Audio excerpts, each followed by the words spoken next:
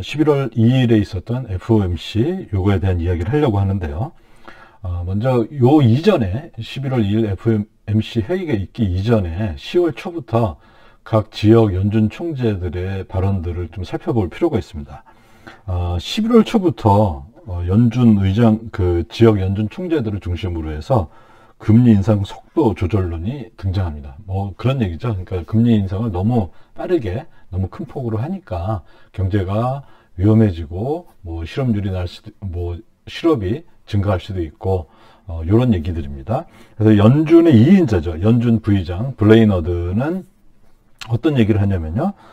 통화정책이라는 것이 뭐 이제 금리를 인하한다든지 인상한다든지 이런 게 있을 텐데 그게 지연 효과가 있다는 거예요. 뭐 지금 금리를 올렸다고 이게 효과가 당장 나타나는 건 아니다. 이런 뭐 당연한 얘기죠. 이 얘기는 이번 11월 2일 FOMC에서 파월이 기자회견을 했을 때 그때도 동일하게 있었습니다.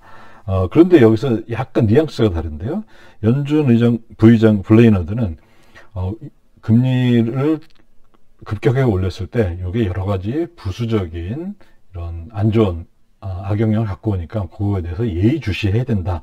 다시 말하자면은 wait and see, 조금 기다리고 좀 봐야 되지 않느냐. 이 얘기 뭐냐면은 금리를 계속 올리는 거는 좀 위험하다. 이런 얘기를 돌려서 한 얘기겠죠. 그 다음에 또 시카고 연준 총재 찰스 에반스가 있는데요. 금리 인상 뭐 거의 비슷한 얘기를 합니다. 지연 효과가 있는데 이거를 제대로 잘 평가해야 되고, 이 사람은 또 어떤 얘기까지 하냐면은 내년 3월까지 4.6% 금리 인상 후에 그 다음에는 중단할 필요가 있다. 내년 3월에 4.6% 요거는 어디서 나온 얘기냐면요. 연준이 SEP라는 거를 3개월마다, 그러니까 3월, 6월, 9월, 12월 연준 FOMC 회의에서 같이 발표를 하는데요. 이건 뭐냐면 경제 전망 요약입니다. Summary of Economic Projections 이렇게 해서 경제 전망 요약인데요. 이게 이제 9월에 있었겠죠. 9월에 SEP에서 밝힌 게 뭐냐면은 2023년 요때에 이 연준의 최종 기준금리가 4.6% 수준이어야 된다. 이 얘기는 뭐냐면은 요즘 얘기를 한다면은 4.5에서 4.75 요거 사이에 있어야 된다는 거겠죠. 이렇게 얘기를 했습니다. 이렇게 전망을 했어요. 지난 SEP 9월 SEP에서요. 그러면은 4.6% 금리 인상한 후에 중단해야 된다. 요거를 다시 지금 얘기를 한다면요. 지금의 금리 하단은 3%죠. 그런데 4.6%가 되기 위해서는 3월에 4.5%까지 올려야 되겠죠. 그러면은 1.5%가 남는데 거기에 11월, 그 다음에 12월, 그 다음에 1월, 3월 요게 이렇게 있는데 요거 하는 동안에 1.5%를 올려야 되니까 뭐 여러 가지 방법이 있겠지만 뭐 대충 본다면은 11월에 0.5, 12월에 0.5, 1월에 0.25, 3월에 0.25 이렇게 올려야 된다. 이거를 또 직접 이렇게까지 얘기는 안 했지만은 결국에 계산해 보면은 이 정도로 올려야 된다. 그러니까 금리 인상 속도를 낮춰야 된다 이런 거죠. 사실 오늘 11월 2일에 있었던 FOMC에서는 75 bps를 올렸었잖아요. 그런데 50으로 내려라 뭐 그런 얘기를 하고 있는 셈인 거죠. 그리고 뭐 마찬가지로 캔자스, 그다음에 샌프란시스코 연은 총재도 과도한 대응, 금리를 급격하게 올림으로써 생기는 부작용에 대한 지적을 했습니다. 그 다음에 또 정치인으로서 민주당의 콜로라도 주의 상원 의원인 존 히켄루퍼도 10월 26일이니까 뭐 지난주죠. 이 지금 11월 2일에 있었던 FOMC 회의 있기 직전에 서신을 보냅니다. 파월에게. 그러니까 너무 오래 기다리다가, 그러니까 이제 연준이 잘못한 걸 꼬집는 거죠. 너무 오래 기다리다가 너무 또 과도하게 대응을 하는 이런 경향이 있다. 이런 말을 인용하면서 연준을 공격했습니다. 그래서 또 과도한 금리 인상을 지적을 했고요. 그 다음에 이제 뭐 결국에 연준의 딜레마라는 게 있죠. 연준이 이러지도 못하고 저러지도 못하는 것 중에 하나가 뭐냐면 금리 인상을 해서 인플레이션을 억제했어요. 그러면은 어떤 결과가 나오냐면 경기 침체 위험이 있겠죠. 또는 금리 인상을 이제 더 이상 안 하고 중지했습니다. 그러면은 어떤 문제가 생기냐? 파월은 여기서 이게 더 큰 위기로 갈 것이다. 이렇게 보고 있습니다. 그래서 이건 오히려 경기 침체라는 두 가지 다 안 좋은 거지만요. 경기 침체보다도 시스템, 금융 시스템 전체 붕괴 또는 경제 전체의 붕괴로 가지 않겠느냐 이렇게 얘기를 합니다. 그래서 파월은 결국에는 요 앞에 거를 선택하는 거죠. 금리 인상하고 설령 경기 침체가 된다 하더라도 이거를 감수하겠다. 그래서 이제 제가 그 며칠 전에 기사에 쓴 거를 보면요. 11월 FOMC에서 파월의 선택은 어떻게 돼야 될 것이냐. 그래서 만약에 인플레이션 억제가 파월의 최고의 과제라고 한다면은 75bps 인상과 매파적인 발언을 해야지 파월의 그 의도의 진정성을 우리가 엿볼 수 있지 않나. 이런 식으로 제가 한번 기사를 썼던 기억이 있습니다. 자, 그럼 실제 11월 2일 어제 있었던 파월의 그걸 보면요. 많은 전문가들, 특히 대표적으로 연준의 뭐라 해야 되나, 그 비공식 이 대변이라고 하는 닉 티밀하우스 기자가 얘기하는 것 중에 파월 피벗이라 그러죠. 그 뭐냐면 많은 사람들이 파월 피벗을 원하는데, 파월 피벗이라는 건 뭐냐면은 지금까지 금리 인상을 쭉 하고 있다가 갑자기 선회해서 금리 인하로 가는 그런 걸 말하는데요. 파월 피벗이냐 아니냐 이걸 보려면은 금리 인상폭이 75냐 50이냐 뭐 25 bps냐 이게 중요한 게 아니라 FOMC 기자회견을 할 때 이 파월이 모두 발언하는데, 모두 발언하는 데 있어서 첫째 문장이 뭐냐, 이걸 주의를 하라고 합니다. 근데 이번 파월의 모두 발언에 바로 첫 번째 문장에서 드러난 건 뭐냐면, 나는 인플레이션을 억제하겠다. 그리고 나하고 내 동료들은 인플레이션 억제에 모든 전념을 할 것이다. 이렇게 시작을 합니다. 이 얘기는 뭐냐면 파월의 그 파월 피벗 이런 거는 지금 꿈도 꾸지 마라, 이런 얘기를 할 수가 있겠죠. 그리고 마찬가지로 파월도 통화정책의 지연성에 대해서 언급을 합니다. 통화정책을 지금 이렇게 우리가 했지만, 금리를 많이 올렸지만은 이게 지금 바로 나타나는 것은 아니다. 그렇다고 이거를 중단할 것은 아니다. 이렇게 얘기를 합니다. 그거에 대한 얘기는 이제 바로 또 나옵니다. 그래서 여기서 아주 굉장히 시장을 깜짝 놀라게 했던 게 있었는데요. 아까 말씀드린 대로 9월 SEP에서는 2023년 최종 금리를 4.6, 다시 말하자면 기준금리 기준으로 4.5에서 4.75, 요 사이에 있을 거라고 전망을 했는데요. 파월은 뭐냐면 12월에 이제 9월에 했으니까 12월에 또 SEP가 나오는데, 그때는 최종 금리가 더 높아질 수 있다.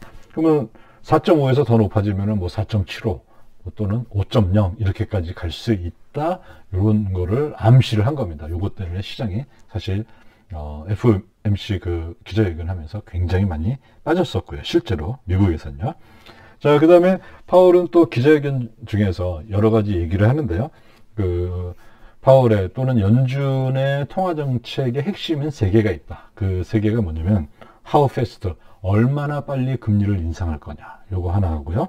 그 다음에 how high, 얼마나 어느 정도까지 금리를 높게 인상을 할 거냐.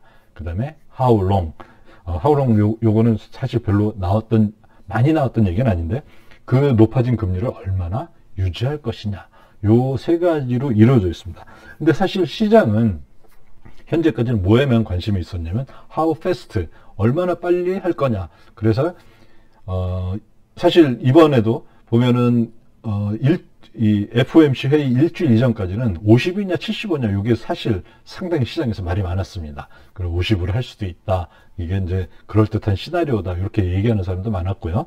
그런데 어쨌든 이 회의에서, 그리고 기자의 질문에서 파월이 완전히 못을 박는 얘기를 합니다. 뭐냐면은 최종금리하고 그 다음에 지속 시간이 있는데 how high하고 how long, 요거는 사실 얼마나 빨리, 다시 말하자면 이번 미팅에서 75를 인상하냐, 또 다음 미팅에서 뭐 50을 인상하냐, 25를 하냐, 75를 하느냐, 요거보다 훨씬 중요하다는 거예요.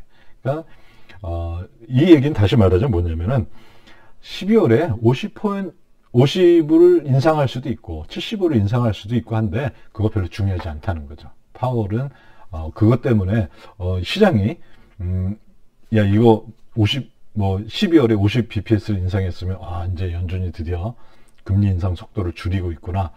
중요하지 않다는 거죠. 그러니까 파월 피벗은 아니고 더 중요한 거는 어디까지 얼마나 높이 그리고 얼마나 길게 하느냐 요거가 중요하다. 이렇게까지 아주 파월이 친절하게 뭐 꿈 깨세요 뭐 이런 얘기를 하고 있었습니다.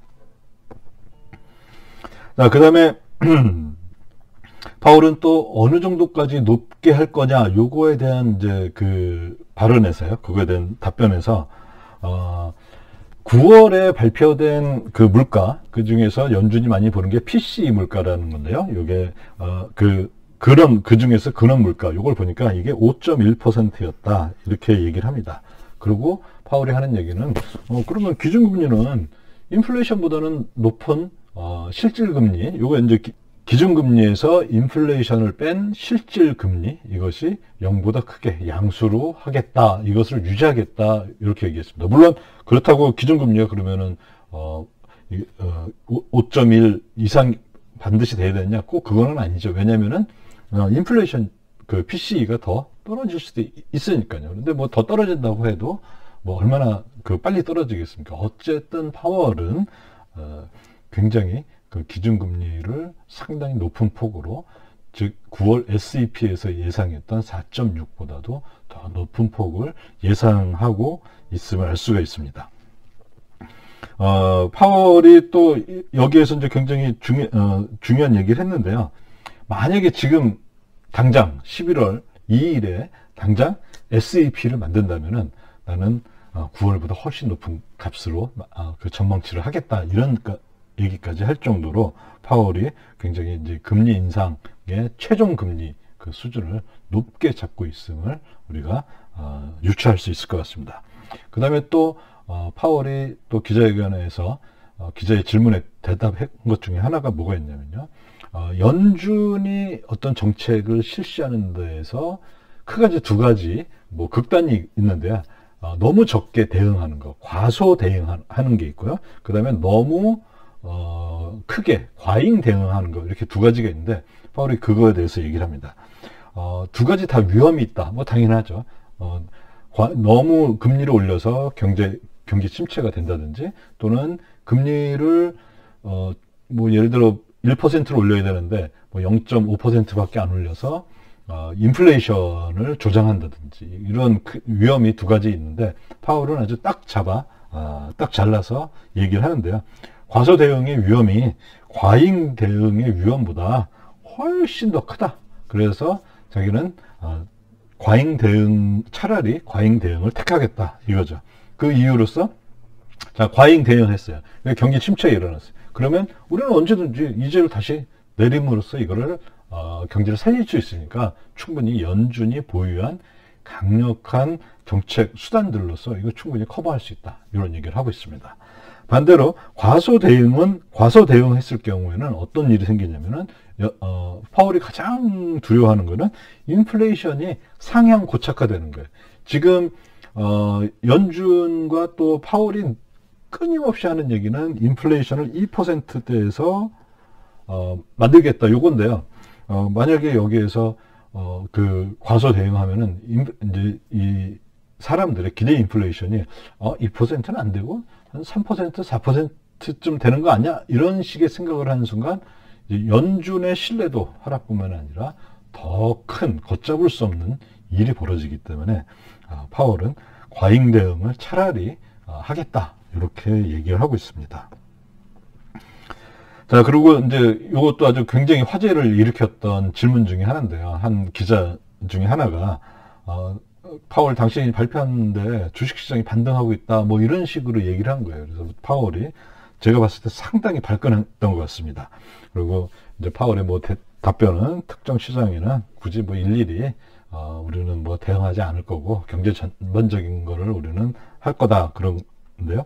요거는 제가 링크로 달아준 그 유튜브의 CNBC에서 그 파월의 기자회견 그 실황을 촬영을 했는데요. 거기에 이제 시간입니다. 41분 05초에 보면은 파월은 계속해서 강조를 합니다.